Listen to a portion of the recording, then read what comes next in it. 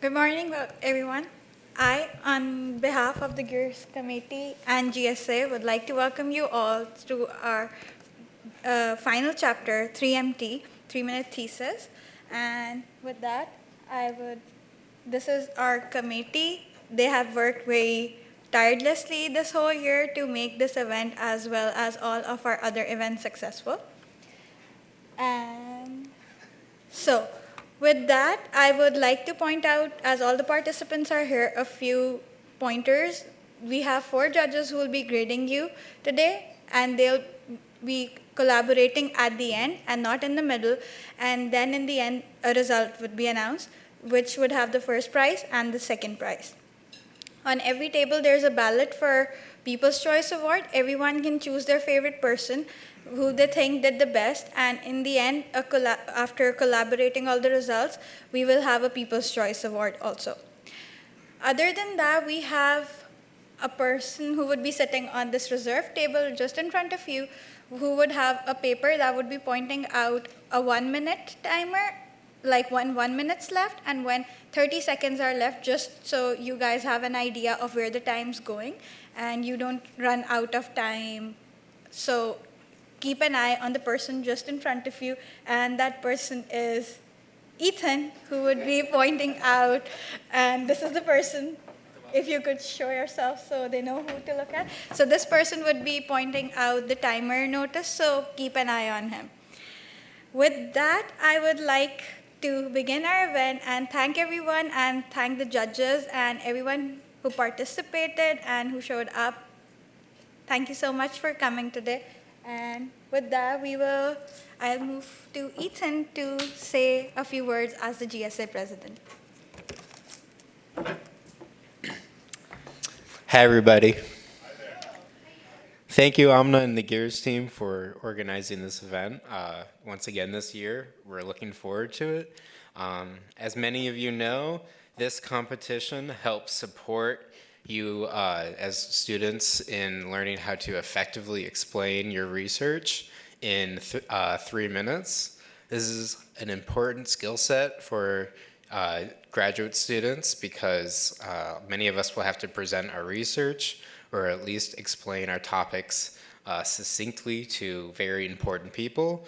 This is great practice to compete, but also relax and learn and grow your experiences. 3MT celebrates exciting research conducted by PhD students across the world. It was developed by the University of Queensland and helps cultivate students' academic, presentation, and research communication skills. I have to acknowledge all the hard work Gears does to empower their students, either through events, resources, and their broader student engagement that they encourage. With their help, students feel energized and focused on what matters, which is helping them pass their classes, do their work, in many cases then defend their work, and finally, gratefully, graduate and find a career. Thank you all in Gears and all of you competitors and judges for making this possible, and I look forward to the competition.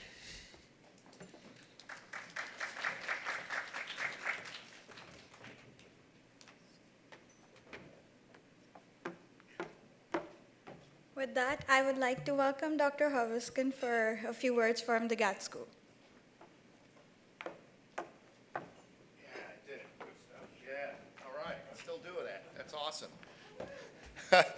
Folks, I love this. This is a lot of fun. We do this every year. And we've been doing this every year for many years. And GSA always does a marvelous job. Dawn Galindo working with GSA to make this a nice venue for you. As Ethan said, the importance of this, many different levels, soft skills, which are going to serve you very well when you get your PhD and you move into having to talk about your work to a program manager at a funding agency such as NSF, and that program manager doesn't know much about your discipline, but you have to convince that person that you bumped into at a conference that what you're doing is not only interesting, but it's relevant, and you have to be able to do that using plain English language. So these type of skills will carry with you for a long time, and it takes courage to come up here and do what you're about to do.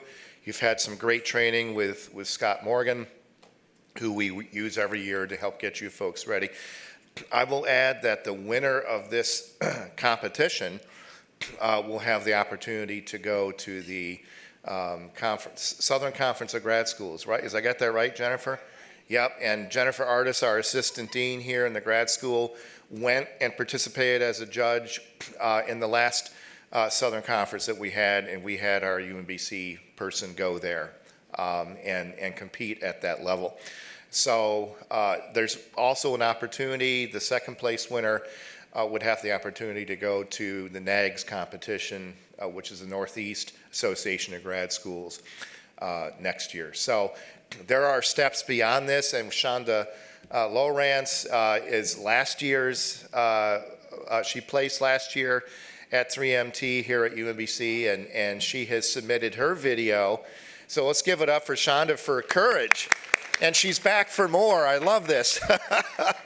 So without much further ado, did anyone else, we're going to ask our Vice President for Research, Dr. Carl Steiner, to come up and say a few words about this amazing competition.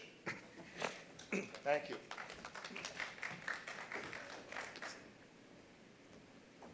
So first of all, two personal comments. I am not able to take that as one step. That's one piece, right? Second one, it took me about 10 years to figure out you use this for your notes, right? So points to you. So this is the first time ever that I'm trying to do this from my little phone. But it's just a couple of notes of, I'm going to say, inspiration and sort of expectation. And it's the following. I've been in this, not every year, but it's probably my fourth rodeo, I'm going to say. So 5 years ago, we were in this room, and we had Mustafa Al-Adhami, who was one of the presenters, and he actually won that year. Right? So that was in 2018. And then Mustafa went on and went on and went on and went to nationals. And yes, he got the trophy. So Mustafa went all the way and won the national competition of 3-minute thesis. That's that piece, right? He came back to Maryland and started a little company. Most of you were not there, but in December, he actually was the graduate commencement speaker right here on campus and did a remarkable job. It was just so much fun to listen to his life story and where he is. But the reason why I wanted to share it with you, 3 hours ago, not 3 months ago, 3 hours ago, he was over in BW Tech with a meeting that I held this morning, the Advisory Council for BW Tech, where he shared for about 25 minutes the current status of his venture company that is in downtown Baltimore called Aztec Diagnostics and the trials and tribulations of how to get there. But Mustafa was in the room. I mean, he can tell a story. And some of it, I can tell you, started right here. So that's a little bit of, this is not the end. This is just one more milestone along the way. And I'm really thrilled for all of you who have taken the time today. We look forward to your presentations. And I hope to have you back on campus when you start whatever comes next in the next 5 to 6, 7 years. Okay? So with that, we're ready to go, I think, right? Yep. Thanks.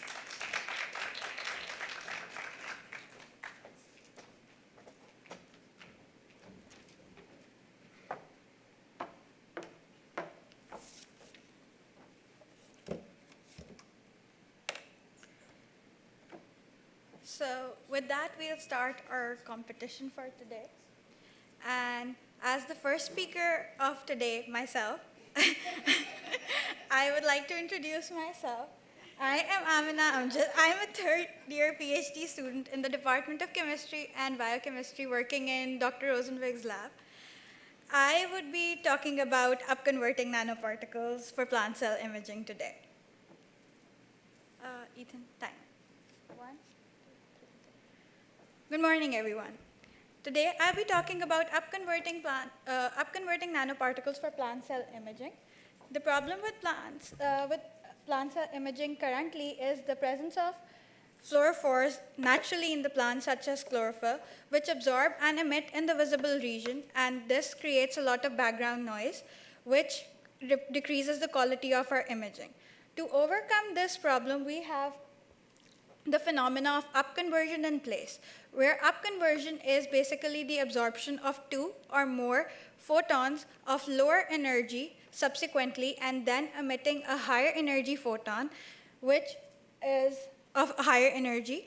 This means that we absorb in the NIR region and emit in the visible region, and this is the phenomena basically pointed here. These are two photons that are being subsequently absorbed and one photon that is being emitted.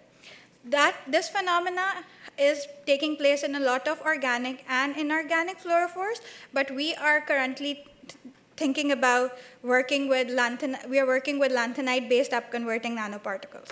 Lanthanides are basically the D block elements in the periodic, the F block elements in the periodic table, and these are basically at the bottom of the periodic table. You can see them. Why are these elements of interest to us? These elements are of interest to us because of their energy levels, which gives us a lot of ability to attune their emission and absorption, hence to cater our need from different imaging point of views. The problem with these upconverting particles when synthesized is that they are hydrophobic in nature. And as we know, all biological systems are either in aqueous media, so transferring them into a biological system is a problem. And to eliminate these problems, we have to do surface modifications with ligands that are hydrophilic groups or through bioconjugation. I am personally working with bioconjugation because my target object is a biosystem. So basically for hydrophobic groups, we have different ligands which have carboxylic acids or amines on the terminals, which actually help them go to aqueous media or buffers. But for the case of bioconjugation, I'll be working with peptides and attaching them to the particles so they can be transferred into the system and go into the plant cell. Plant cell has a thick wall, which is highly impermeable. Therefore, it is a problem to actually pass through. So bioconjugation would not just make them water soluble, but also allow them to penetrate into the cell. Once into the cell, they would enhance the signal to noise ratio because of their emitting in the visible and absorbing in the NIR, and the fluorophores existing would not be doing so. And once this bioconjugation is done, our immediate goal in this year would be to collaborate with the plant cell imaging facility so that we could actually test these particles in a plant cell soon. Thank you.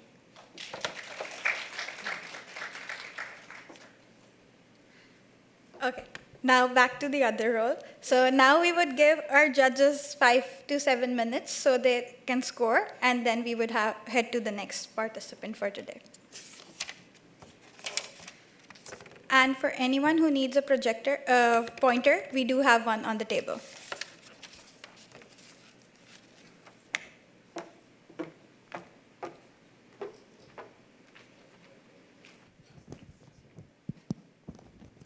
It's easier to not go every 2 minutes on the stage, so I would just stay down and say it. So our next participant for today is Malloy Kumar Devnath. He is a first-year PhD student in the Information Systems Department under Dr. Nirmala Roy, and he would be talking about a systematic study on object recognition using millimeter wave radar.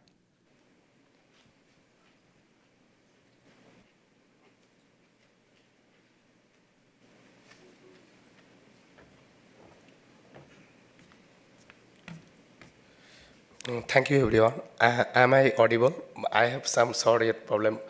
Cold cast me. So, am I audible? Okay, thank you. Next. So, if we see that, here there are some objects like key, box, and board and other things. So, for object detection, camera is so much useful, but there is some disadvantages of camera. Camera cannot work in the night environment or foggy environment or smoky environment. So there is some environment dependent to detect objects using camera. So can we alter the camera like other system like radar? That's our main goal.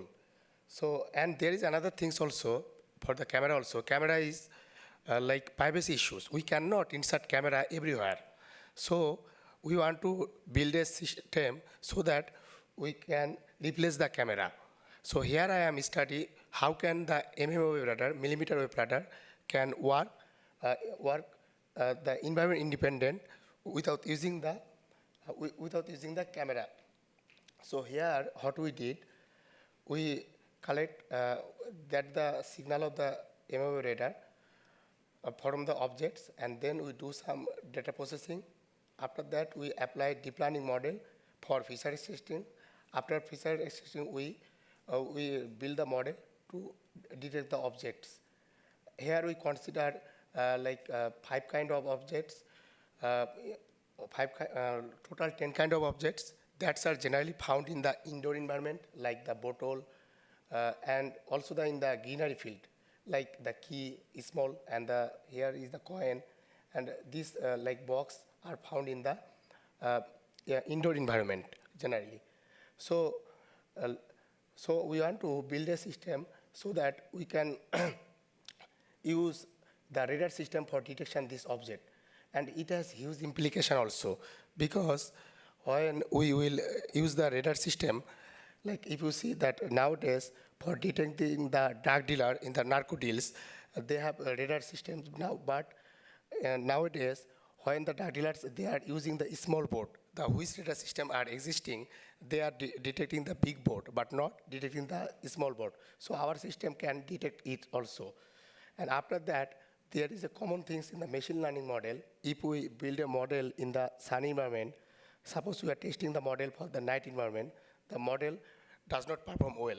So we add this domain classifier, another deep learning model, so that which model is working in the sun environment, that can work also in the night environment.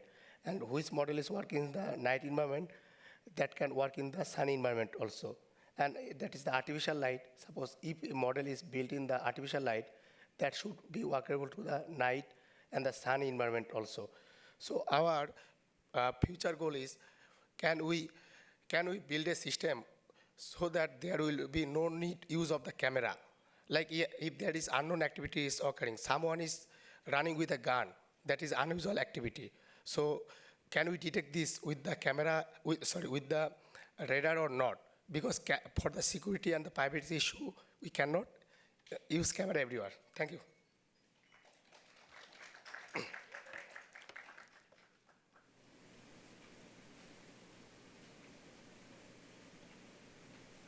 So our third contestant for today is Munya. She is a fifth-year PhD student in the chemistry department under Dr. Cheng Peng.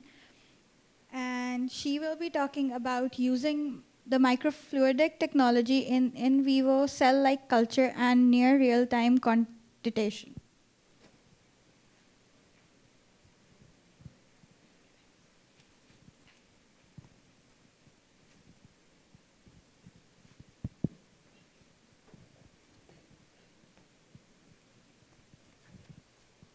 Can you hear me? Can you hear me? Yeah, okay. Good.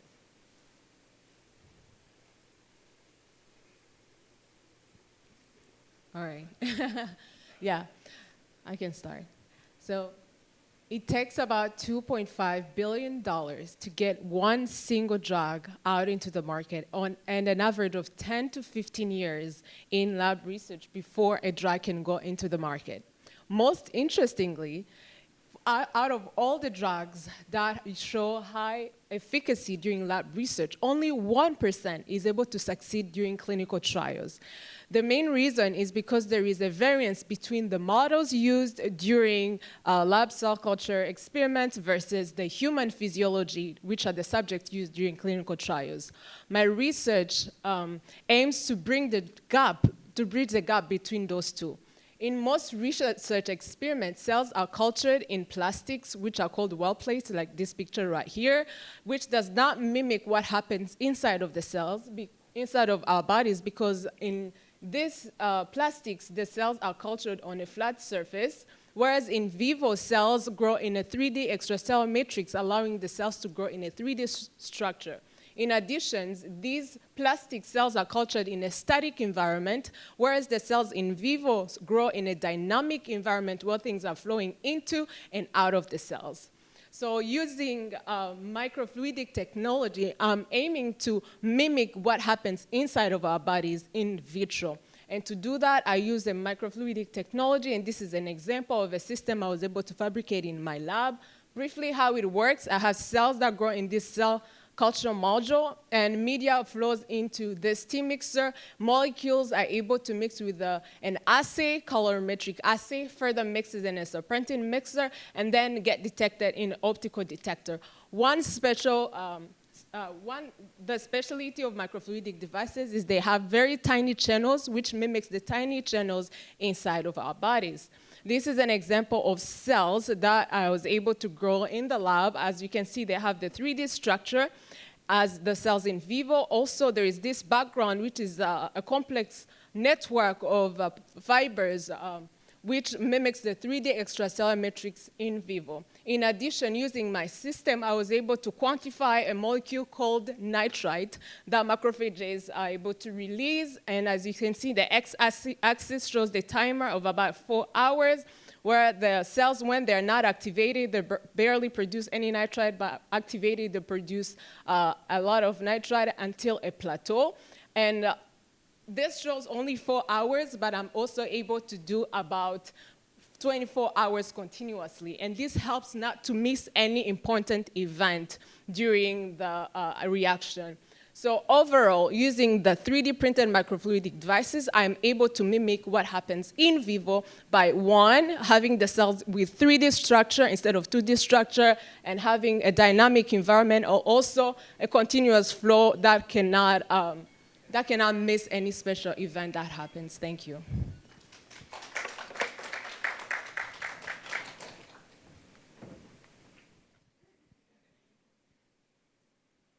So our next participant is Saad Ahmed Khan.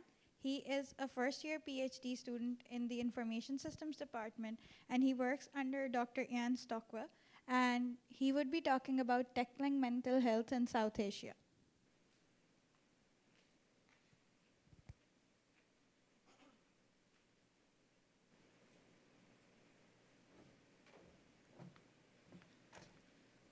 Greetings, everyone. I hope I'm audible. All right, so let's talk about mental health.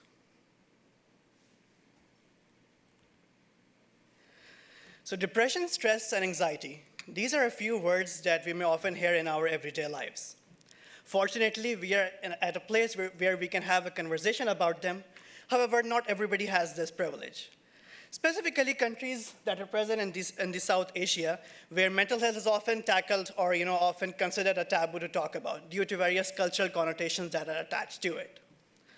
However, through the work of various government initiatives and researches, people are now ready to talk about mental health as well as get better. And the way to do it is through professional help. However, this has brought forth a new problem, a problem of demand and supply. Let's take Pakistan, for example, where I am from. So in Pakistan, we have a lot more patients or people who are willing to get help for their mental challenges. However, the number of psychiatrists are far low than the population's demand. One research claims that in order to meet the population's demand, a psychiatrist would have to see 40 patients, which is something that is not certainly possible within the 40 hours work week. So in order to bridge this gap, we came up with Sati. Sati, in our local language, means a companion. One of the reasons behind this name is the fact that we wanted to play our role in order to further reduce the connotations attached to it, so that people are willing to take help from a companion or a friend. So Sati is a prescription-based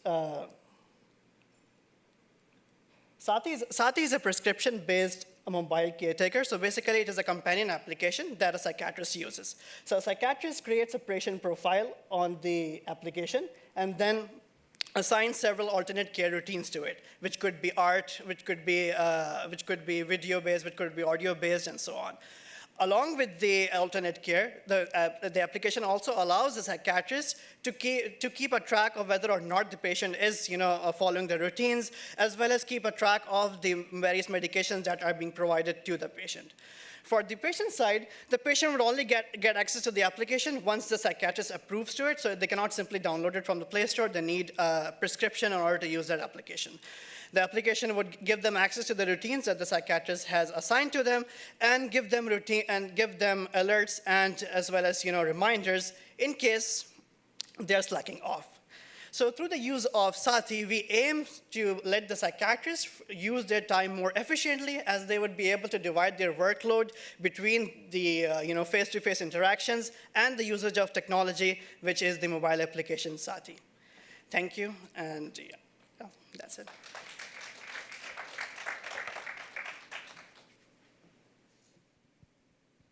So our next participant for today is Shanonsu Iziobi, and he is a fourth-year PhD student in the Electrical Engineering Department under Dr. Anthony M. Johnson. And he'll be talking about determination of lowest power requirement and life cycle of phase change materials.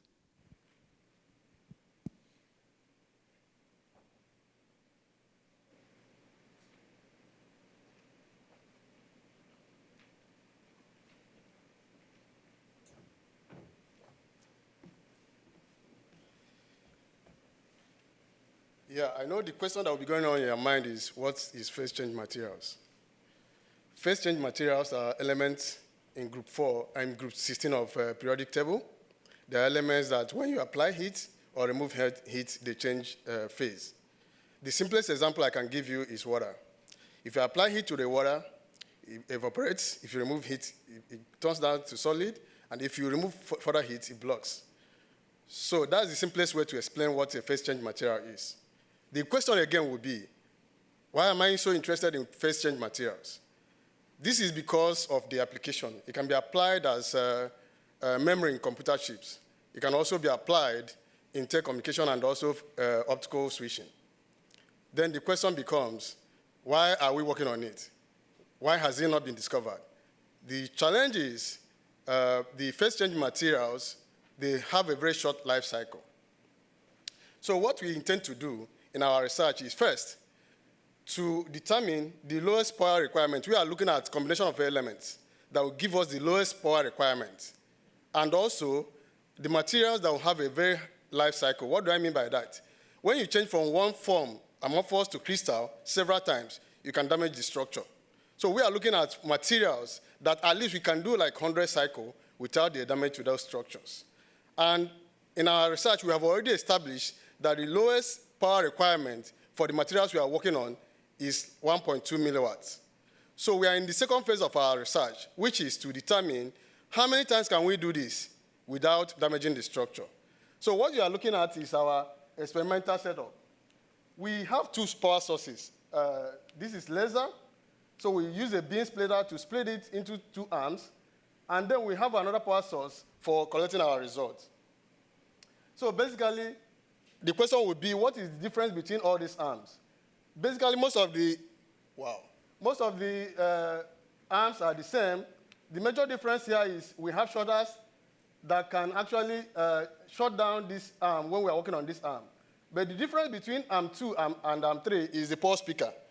With this arm 1, we are able to pick single pulses, but while arm 2 is for continuous pulses. The essence is that the moment it hits the sample, it changes the reflectivity of the sample. We use the third arm to be able to determine the reflectivity, which in turn turns out to be the result.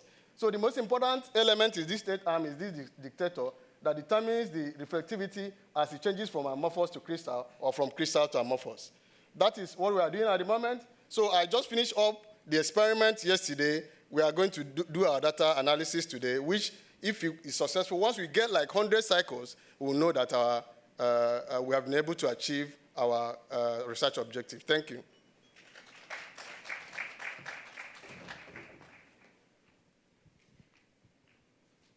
So our next participant for today is Chanda Lawrence, and she is a 6th-year PhD student in the Department of Chemistry and Biochemistry, and she works under Dr. Daniel, and she'll be talking about nanoassemblies and their applications.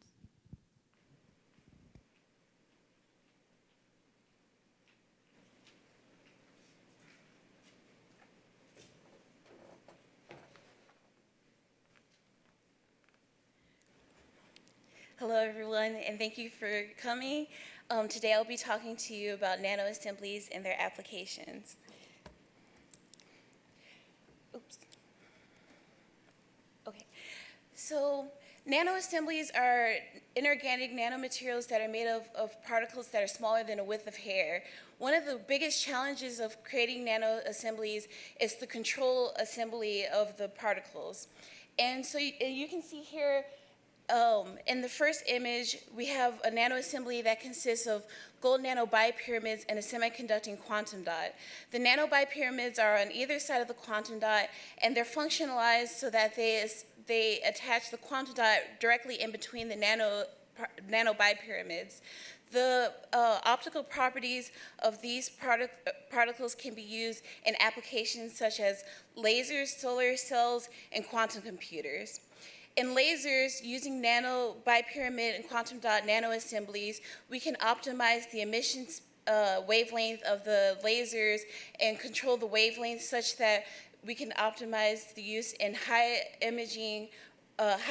resolution imaging, medical procedures, and also, anyway, so in solar cells, the nanobipyramids and nano-quantum dot assemblies can be used to, in the active layer of the solar cell, such that the absorption of the light is optimized, and then this can make higher efficiency solar cells that can be used for everyone, that makes it more accessible and more in quantum computers, the nanobipyramid quantum dot assemblies can be used as opposed to qubits in currently existing quantum computers, and this can be used in room temperature so that it's more efficient and highly optimized. And with that, I'd like to thank you for listening.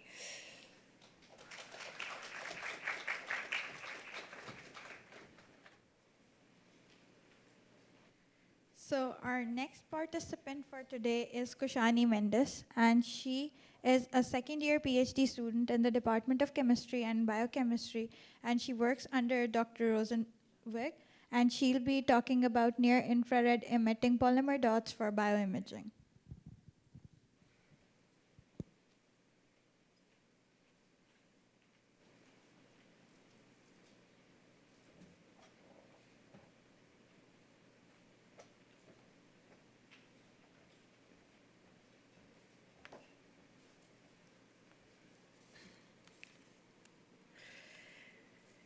Will I be seen when the timer starts? Okay.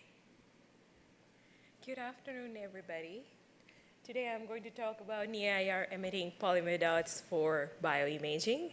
So bioimaging means non-invasively visualizing biological processes in real time. So current challenges with bioimaging are to develop fluorophores that are small, bright, biocompatible, and resistant to photobleaching. So my research comes into play where I'm going to find an all-in-one solution to the challenges that we are facing with bioimaging currently. So this is my nanoparticle, but it's not to the scale. So polymer dot contains a conjugated polymer, the green matrix, which is biocompatible, and then the black strings are the amphiphilic polymer, which helps to stabilize and solubilize the nanoparticle in their biological environment, and this near-IR emitting gives us an improved signal in biological environment. Currently, polymer dots are doing really well in wide field microscopy. But when it comes to the high laser-based imaging applications such as super resolution imaging, we still face a challenge of photostability. So when we go from your left side to the right side, in high power laser illumination, the fluorophores are degrading, and eventually we lose the signal. So we have to find out methods to stabilize and improve the photostability of our nanoparticles to be able to use them in biological applications, such as in super resolution imaging applications. So in literature, dopants that improve photostability are used to stabilize them in biological environments, such as transtylbene and triphenylamine. And epigallocatechin gallate is our own solution that we are going to use to improve the photostability of our nanoparticles. So currently I'm working on optimizing the concentration of each dopant to find out which dopant and at which concentration gives us the best photostability. So stay tuned for the updates in my research. Thank you so much.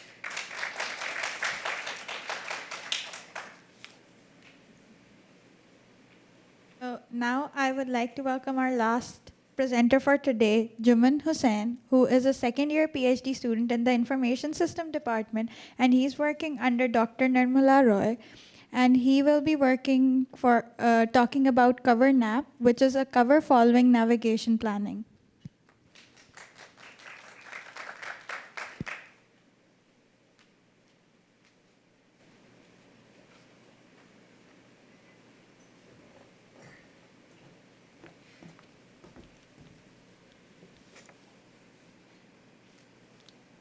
Hello everyone.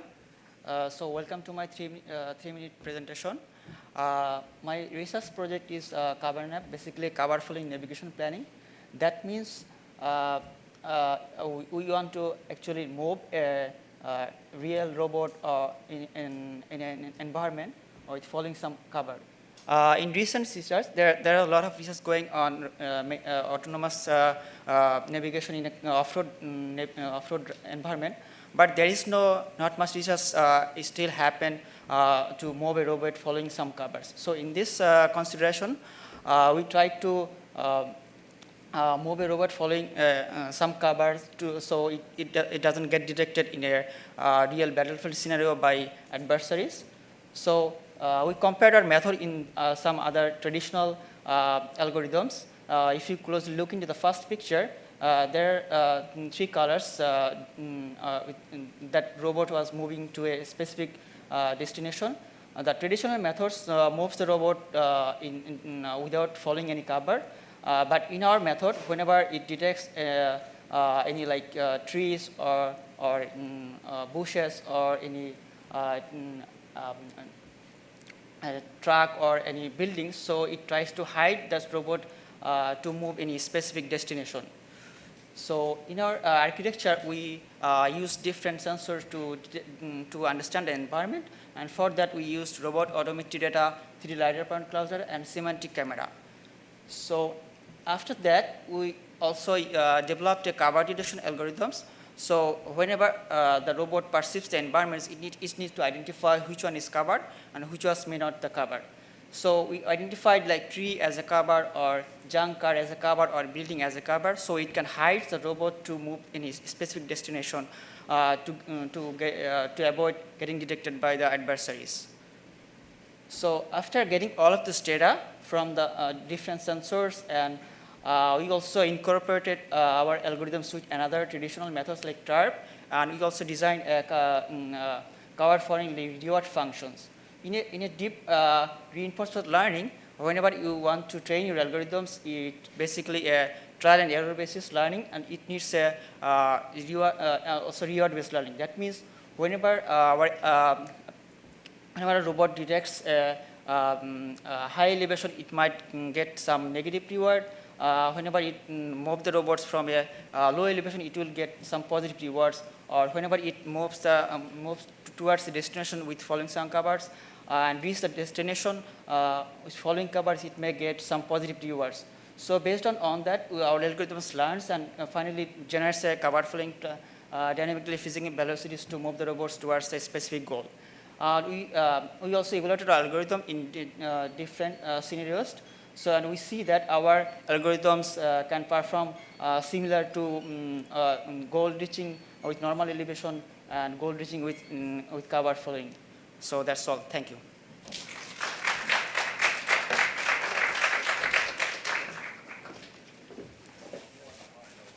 firstly, I would like to thank everyone for coming and participating, and I hope everyone enjoyed the event.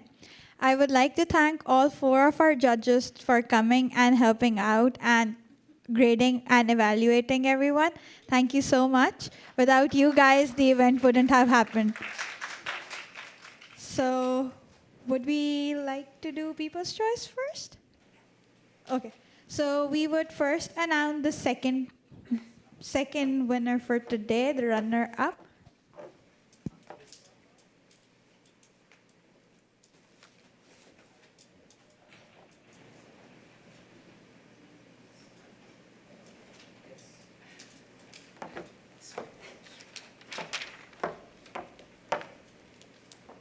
So for our second prize, are there any guesses?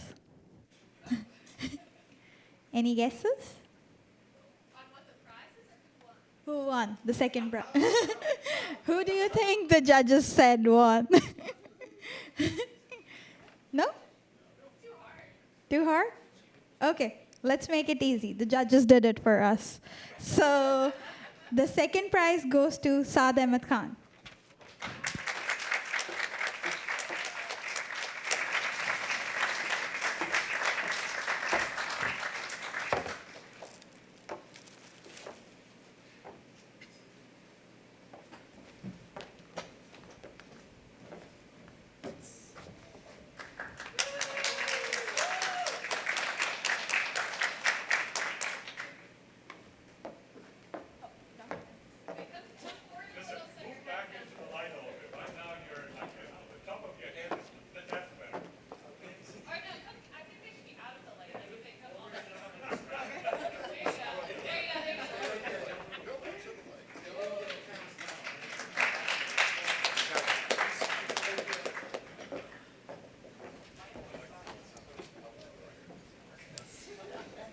Now let's announce the first prize for today. And we have lesser number of people competing now. Do you have any guesses now? No? So the first prize goes to Munya.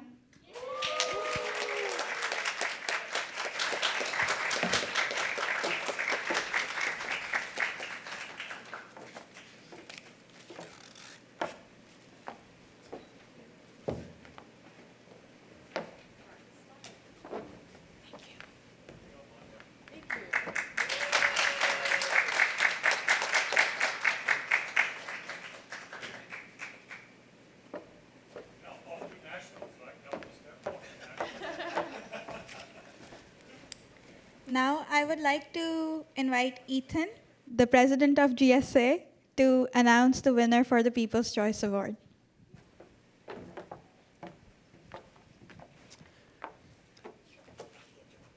The winner of the People's Choice Award, our very own Amina. Come on up. Thank you, Amina. Congratulations, and great work organizing all of this with your team.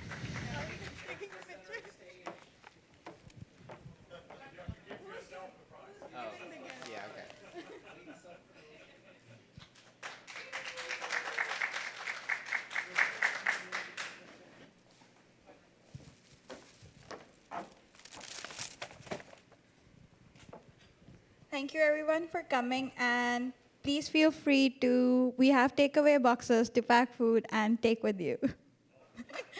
Thank you everyone.